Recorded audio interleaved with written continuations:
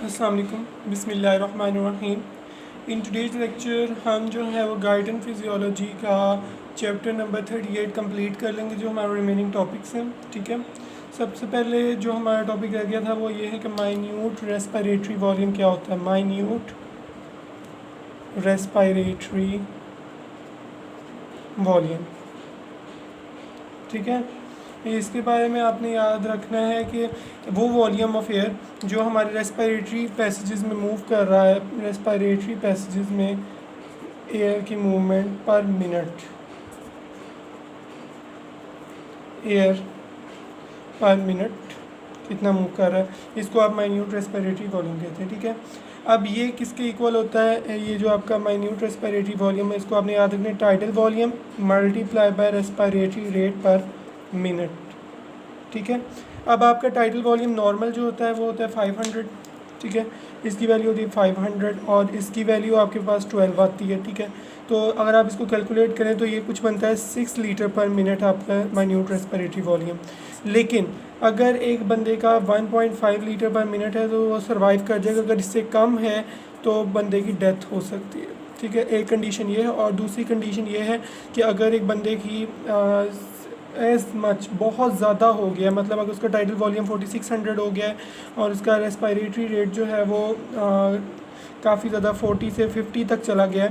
ठीक है, तो वो कहते हैं कि उसका जो आएगा ना रेस्पिरेटरी वॉल्यूम, वो आपके पास जो है वो 30 टाइम्स नॉर्मल होगा, मतलब 200 लीटर पर मिनट बनेगा। और वो कहते हैं ऐसे पर्सन भी सर्वाइव करना इनके लिए बहुत मुश्किल हो जाता है और डेथ हो जाती है। और वो कहते हैं बहुत ऐसे लोग भी होते हैं जो 1 मिनट नहीं सर्वाइव कर पाते और उनकी डेथ हो जाती है। ठीक है, अब हम देखते हैं एल्वियोलर वेंटिलेशन को। ओके, अब हम देखते हैं एल्वियोलर वेंटिलेशन। सबसे पहले आपको इसकी डेफिनेशन पता होनी चाहिए कि वो एयर जो हमारे रेस्पिरेटरी गैस एक्सचेंज एरियाज़ होते हैं उसमें आ रहा है पर मिनट, उसको आप एल्वियोलर वेंटिलेशन रेट कहते हैं। लेकिन आपने इसको कैसे याद रखना है, एयर जो हमारे गैस एक्सचेंज एरियाज़ में आ रहा है, ठीक है, उसका रेट, इसको आप जो है एल्वियोलर वेंटिलेशन कहेंगे। ठीक है, उसके अलावा आपको पता होना चाहिए गैस एक्सचेंज एरियाज़ कौन से होते हैं, इसके बारे में आपको पता होना चाहिए रेस्पिरेटरी ब्रोंकियोल्स, और उसके अलावा आपके पास आते हैं एल्व्यूलाई, सैक्स आ जाते हैं। ठीक है, और डक्स आ जाते हैं, ये आपके गैस एक्सचेंज एरियाज़ होते हैं। अब आपको पता होना चाहिए कि डेथ स्पेस क्या होती है और उसका इफेक्ट एल्व्यूलर वेंटिलेशन पर, ये हम देखते हैं। ओके, अब हम देखते हैं डेड स्पेस को। याद रखिएगा वो एरियाज़ जहाँ पे गैस एक्सचेंज नहीं हो रही, जहाँ गैस एक्सचेंज नहीं हो रही, इसको आप कहते हैं डेड स्पेस एरियाज़। ठीक है, अब डेड स्पेस एरियाज़ में आपके पास मोस्टली कंडक्टिंग जोन आ जाता है। कंडक्टिंग जोन में कौन कौन से एरियाज़, नोज़ आ जाती है, फेरिंग्स आ जाता है। ठीक है, उसके अलावा ट्रेकिया आ जाता है, जहाँ जो है वो डेड स्पेस होती है। ठीक है, डेड स्पेस एयर इधर होता है। अब याद रखिएगा इसमें गैस एक्सचेंज नहीं होती। ठीक है, और आपने याद रखना है एक्सपायरेशन पर सबसे पहले जो एयर आपका निकलता है वो गैस एक्सचेंज डेड स्पेस में से निकलता है। ठीक है, डेड स्पेस एरियाज़ में से जो है वो एयर आपका बाहर सबसे पहले निकलेगा फर्स्टली, उसके बाद जो है वो एल्वियोलाई वगैरह में से निकलेगा। सो इसका डिसएडवांटेज ये है कि जो एक्सपायरेटरी गैसेस है ना उनको निकालने में हेल्प नहीं करता, मतलब कि ये बहुत लेट कर देते कि एल्वियोलाई से जो है एक्सपायरेटरी गैसेस निकलें। पहले डेड स्पेस को खाली करेगा, उसके बाद एल्वियोलाई को खाली करेगा, इसलिए इसका डिसएडवांटेज है डेड स्पेस का। ठीक है, अब हम देखते हैं कि इसकी दो कौन सी टाइप्स हैं। एक होती है एनाटॉमिकल डेड स्पेस और एक होती है फिजियोलॉजिकल डेड स्पेस। ठीक है, एनाटॉमिकल में आपने याद रखना है कि वो एरियाज़ और जो कंडक्टिंग जोन है, आपकी कंडक्टिंग जोन हमने पहले ही देख लिया कि जो आपके टर्मिनल ब्रोंकियोल्स वाले तक जो हैं वो आपके कंडक्टिंग जोन है। तो जो आपका एनाटॉमिकल डेड स्पेस है वो कंडक्टिंग जोन तक होती है, जिसमें आपका एल्वियोलाई शामिल नहीं है। ठीक है, अगर एल्वियोलाई आपके नॉन फंक्शनल हो जाएं ड्यू टू कोई भी डिजीज़ या आपकी कोई भी पुअर ब्लड सप्लाई की वजह से, तो आपका जो एल्वियोलाई है उसमें से जो है वो कहते हैं कि एयर एल्वियोलाई में भी जो है वो कहते हैं कि डेड स्पेस क्रिएट होती है, इसको एल्वियोलर डेड स्पेस कहते हैं। तो अगर आपके पास एनाटॉमिकल डेड स्पेस और साथ एल्वियोलर डेड स्पेस मिल जाएगी तो ये फिजियोलॉजिकल डेड स्पेस बना देगी। ठीक है, अब याद रखिएगा कि नॉर्मल कंडीशंस में आपके पास जो फिजियोलॉजिकल डेड स्पेस है और एनाटॉमिकल डेड स्पेस है ये दोनों आपस में बराबर होती हैं, इक्वल होती हैं, ठीक है, नॉर्मल कंडीशन में। लेकिन अगर कोई भी पैथोलॉजी हो जाती है तो उसमें जो फिजियोलॉजिकल डेड स्पेस है ये ज़्यादा हो जाती है और जो एनाटॉमिकल डेड स्पेस है वो कम हो जाती है। होप सो आपको ये डेड स्पेस का कंसेप्ट जो है वो क्लियर हो गया होगा।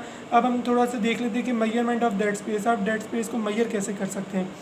तो इसके लिए आपको याद रखना चाहिए कि जो आपकी मेजरमेंट कैसे कर सकते हैं आप डेड स्पेस की मेजरमेंट आपने याद रखनी है कि एक आपने जो है वो डीप ब्रेथ लिया ऑक्सीजन का, ठीक है, ऑक्सीजन आप लेके गए अंदर, ठीक है, ऑक्सीजन ने आपके डेड स्पेस की एरिया एयर के अंदर जो है वो मिक्स हो गई, उसके बाद कुछ एयर जो है वो एल्विलाई में जाकर लीच की, ठीक है।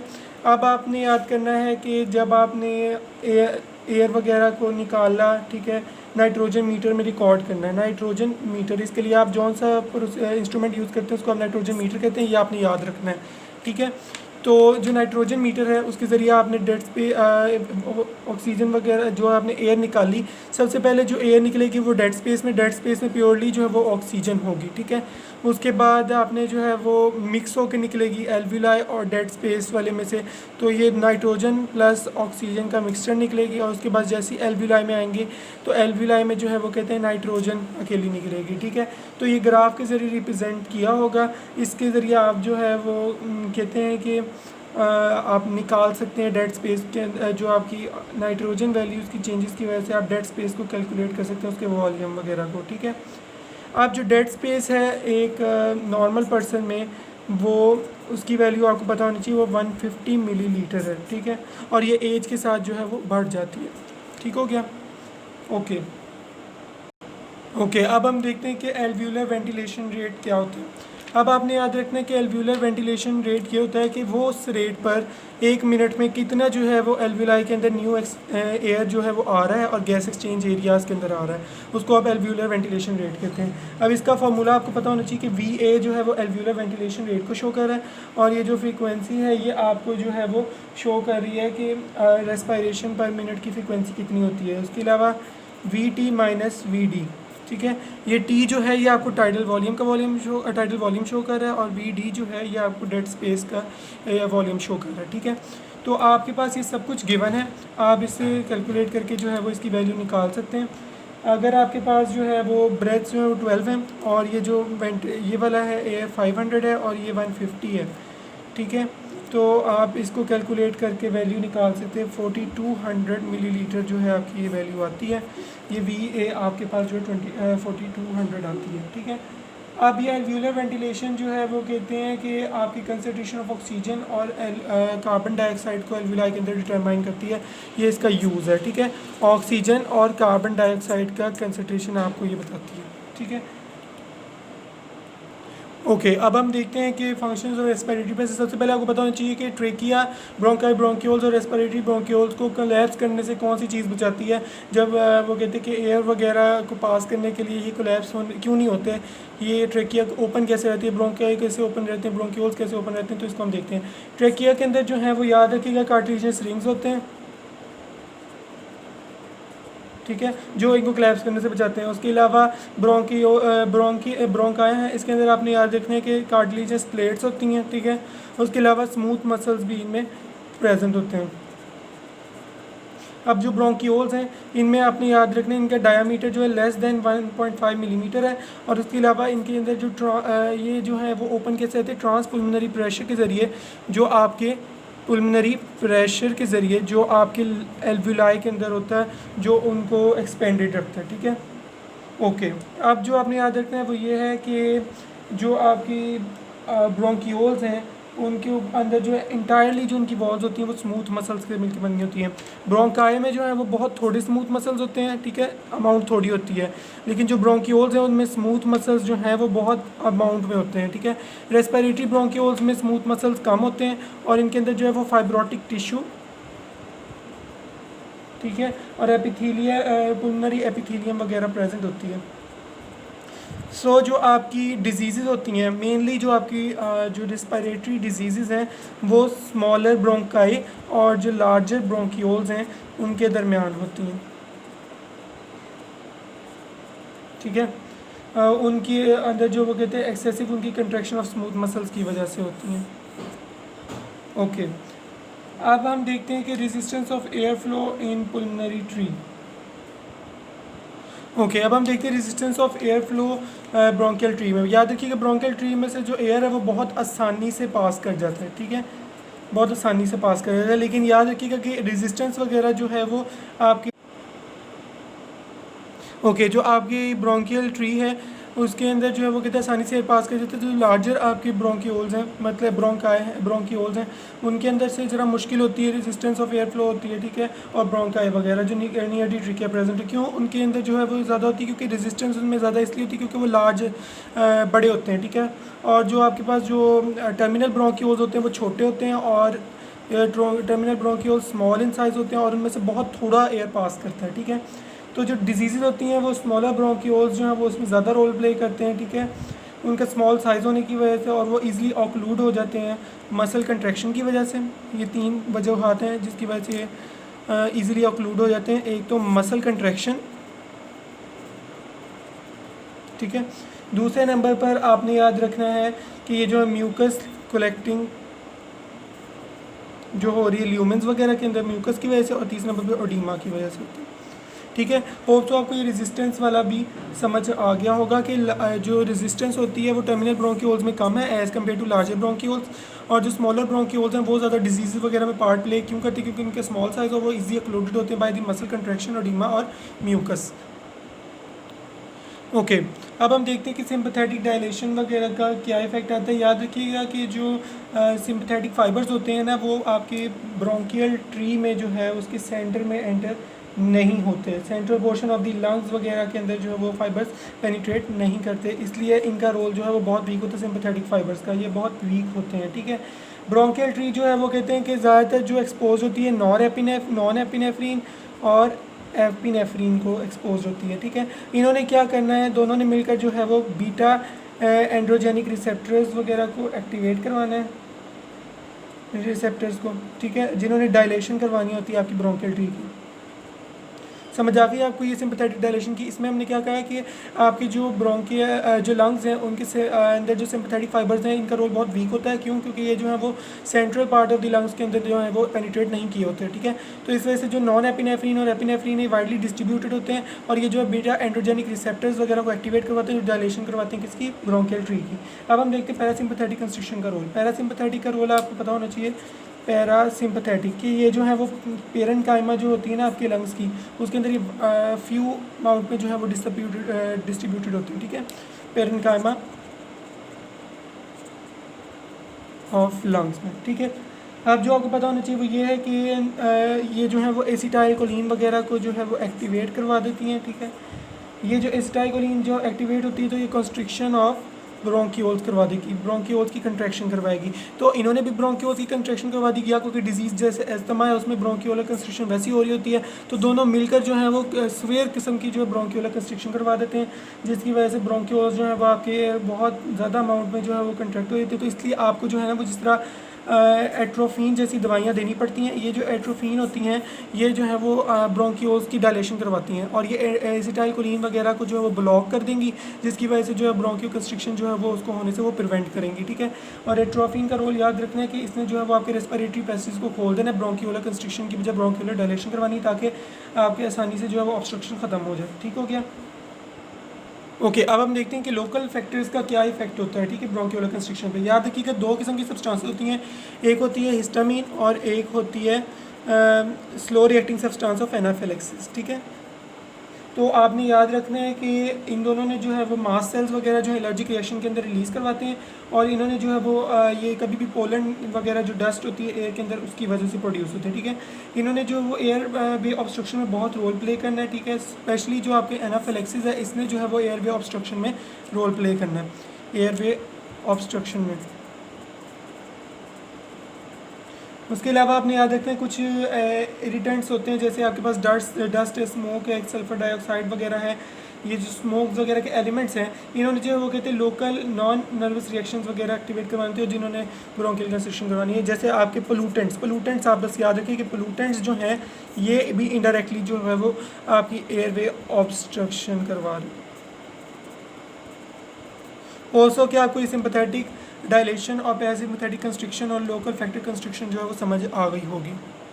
ओके अब हम देखते हैं कि म्यूकस लाइनिंग दी रेस्पिरेटरी पैसेजेस का क्या रोल है। ठीक है, इसमें आपने याद रखना है कि जो म्यूकस है वो हमारे दो सेल्स प्रोड्यूस कर रहे होते हैं, गॉबलेट सेल्स हैं वो प्रोड्यूस कर रहे होते हैं।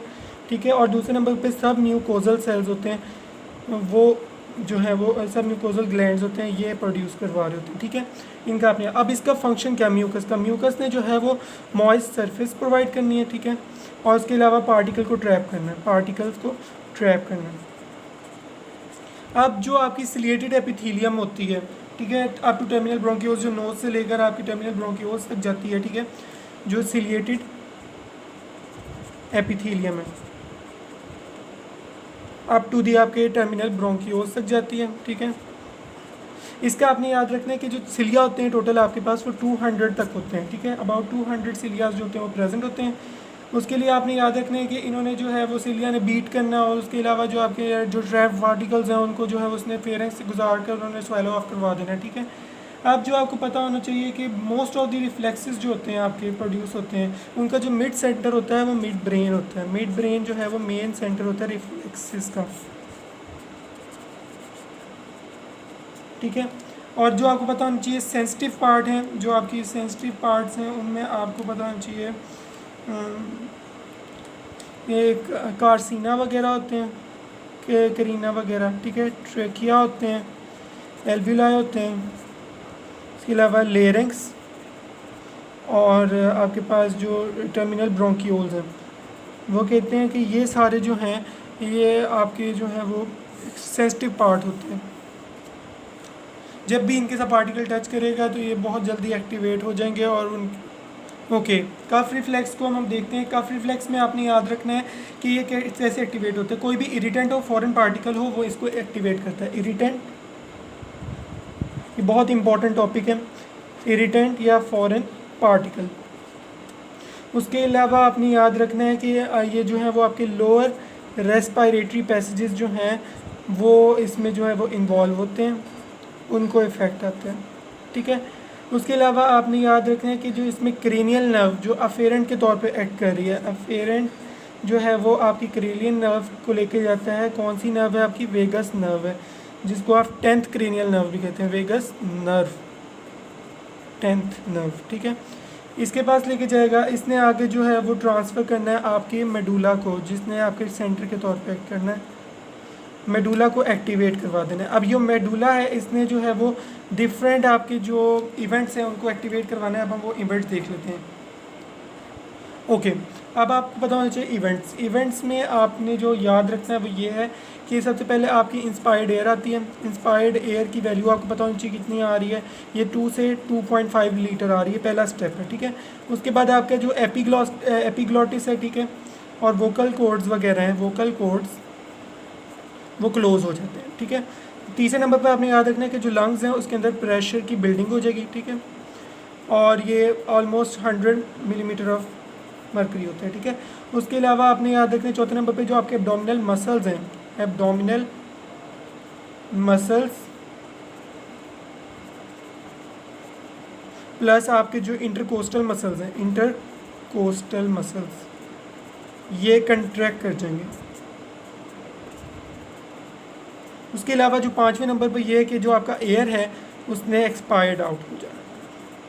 होप सो कि आपको ये सारे इवेंट्स भी समझ आ गए होंगे। ये आपका कफ रिफ्लेक्स जो है यहाँ पर कंप्लीट हो गया, और इसके जो इवेंट्स हैं ये बहुत इंपॉर्टेंट। ओके, स्नीज रिफ्लेक्स जो है वो बिल्कुल कफ रिफ्लेक्स जैसा ही होता है, बस कुछ डिफरेंसेस ये हैं कि इसमें जो अफेरेंट नर्व इवॉल्व होती है वो 5, जो आपकी क्रेनियल नर्व है वो इसमें इन्वॉल्व होती है वो है 5, जिसको आप ट्राईजेमिनल भी कह सकते हैं नर्व, ट्राईजेमिनल।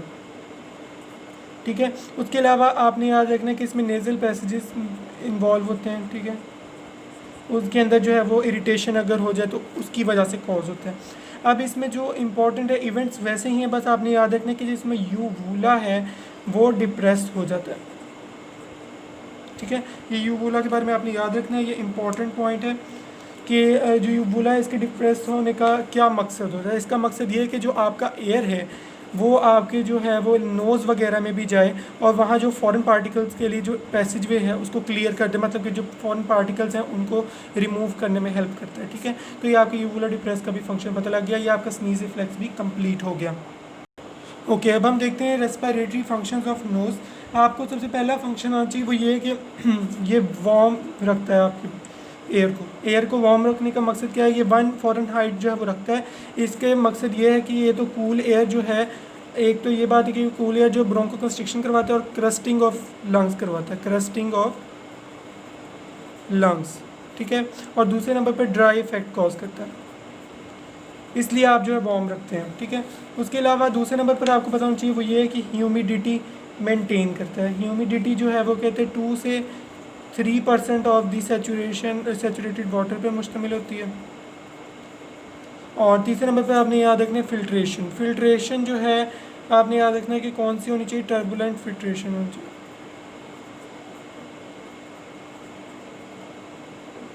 इसके दो या तो आपसे पूछे जाते हैं रेस्पिरेटरी फंक्शंस ऑफ नोज, या आपसे कह सकते हैं air conditioning functions of nose, तो आपने इस तरह याद रखना है। ठीक हो गया। अब हम देखते हैं कि जो आपके टर्बुलेंट प्रेसिपिटेशन है उसका क्या रोल है। अब आपको पता होना चाहिए कि जो टर्बुलेंट प्रेसिपिटेशन है उसका ये रोल है कि आपकी जो नोज़ है उसके अंदर कॉन्काई होते हैं। ठीक है, और कॉन्काई वगैरह प्रेजेंट होते हैं, सेप्टम्स वगैरह होते हैं। ठीक है, जब एयर वगैरह आते हैं डस्ट पार्टिकल के साथ आपकी नोज़ के अंदर, तो नोज़ में आने की वजह से जो कॉन्काई हैं और जो सेप्टम है उनके साथ जो ये रिजिड होते हैं तो उनके साथ जाके एयर टकराता है, लेकिन एयर तो अब मूव जो है वो स्लाइड होता है, इसलिए वो मूव कर जाता है साइड पे, डायरेक्शन चेंज कर लेता है। लेकिन जो फॉरेन पार्टिकल होते हैं बीइंग हैवियर, वो जो है वो अपना जो है वो डायरेक्शन को चेंज नहीं कर पाते और वो जो कॉन्काई और सेप्टम के साथ टकराते हैं। इस तरह जो है वो आसानी के साथ जो है वो आपकी वो ट्रैप होते जाएंगे कॉन्काई और सेप्टम के साथ जो है वो आपके जो डस्ट पार्टिकल हैं, और आप इजीली उनको रिमूव कर सकते हैं। ठीक है, तो ये आपका जो है वो टर्बुलेंट प्रेसिपिटेशन भी कंप्लीट हो गया। ओके, अब हम देखते हैं इरिटेंट्स के बारे में आपको पता होना चाहिए कि जो आपके जो साइज़ है, नॉर्मल साइज़ जो आपका इरिटेंट्स का होता है जो आसानी से आपकी ट्रैप हो सकता है वो 6 माइक्रोमीटर साइज़, या बड़ी हद तक जो है वो 10 माइक्रोमीटर जो है वो ट्रैप हो सकता है आपकी नोज़ वगैरह के अंदर, आपके डिफरेंट रेस्पिरेटरी पैसेज के अंदर। ठीक है, 1 से 5 तक जो है वो कहते हैं माइक्रोमीटर का साइज़ जो है वो ब्रोंकियोल्स में ही ट्रैप हो जाता है। ठीक है, और वो कहते हैं कि जो आपका 1 माइक्रोमीटर और उससे लेस जो है या 0.5 माइक्रोमीटर है, ये एल्वुलाई वगैरह में ट्रैप हो जाता है। आप सिगरेट्स वगैरह का जो होता है उसका जो साइज़ होता है वो आपने याद रखना, उसके पार्टिकल का 0.3 माइक्रोमीटर है, और ये साइज़ जो है वो आपके एल्वुलर फ्लूइड में जो है वो ट्रैप हो जाता है। लेकिन कॉन्टीन्यूसली सिगरेट स्मोक लेने की वजह से वो इसको रोक नहीं पाते और वो जो है आसानी से उसको गुजर देते हैं, और ये आपकी एल्वुलर लाइनिंग वगैरह को जो है वो डिस्टर्ब कर देता है और ये जो है वो ऑब्स्ट्रक्शन करवा देता है। ठीक है, उसके अलावा आपने याद रखना है कि जो कोल माइन डिजीज़ है, जो कोल माइनर्स में होती है कोल माइन डिजीज़, इसमें आपने याद रखना है कि जो आपके ब्रोंक्योल्स हैं उनकी ब्रोंक्योलर प्रेसिपिटेशन होती है, और दूसरे नंबर पर आपने याद रखना है कि जो आपके जो पार्टिकल्स होते हैं वो सेटल डाउन हो जाते हैं। ठीक है, ये दो चीज़ें। अब जल्दी से हम देख लेते हैं कि वोकलाइजेशन क्या होती है। वोकलाइजेशन के बारे में ऐसे आपने याद नहीं करना टॉपिक, इसमें बस आपने जो याद रखनी चीज़ वो ये है कि वोकलाइजेशन में दो चीज़ें होती हैं, एक होती है फोनेशन और एक होती है आर्टिकुलेशन। और आपको पता होना चाहिए कि फोनेशन में कौन सी चीज़ इन्वॉल्व हो रही है और आर्टिकुलेशन में क्या क्या इन्वॉल्व हो रहे हैं, बस ये आपको पता होना चाहिए। जो फोनेशन है उसके अंदर वोकल कॉर्ड्स इन्वॉल्व हो रहे हैं और लेरिंग्स इन्वॉल्व हो रहे हैं, वोकल कॉर्ड्स और लेरिंग्स। और जो आर्टिकुलेशन है इसमें आपके स्ट्रक्चर ऑफ माउथ इन्वॉल्व हो, जिसमें लिप्स आ जाते हैं और सॉफ्ट पैलेट वगैरह आ जाते हैं। होप्स हो कि आपको ये सारा चैप्टर समझ आ गया होगा। आपको मैंने काफ़ी कुछ एक्सप्लेन करने की कोशिश की, इसमें मैंने रिफ्लेक्सेस वगैरह के बारे में आपको बताया, एल्व्यूलर वेंटिलेशन का बताया, उसको कैसे आप डेड स्पेस के बारे में बताया, उसको कैसे कैलकुलेट कर सकते हैं, ये सारा आपने बताया। अगर तो आपको हमारी वीडियो ये पसंद आई है तो आप दूसरों के साथ ज़रूर शेयर कीजिए, और अगले जो टॉपिक्स हैं वो हम इंशाल्लाह नेक्स्ट लेक्चर में देखेंगे। Thank you.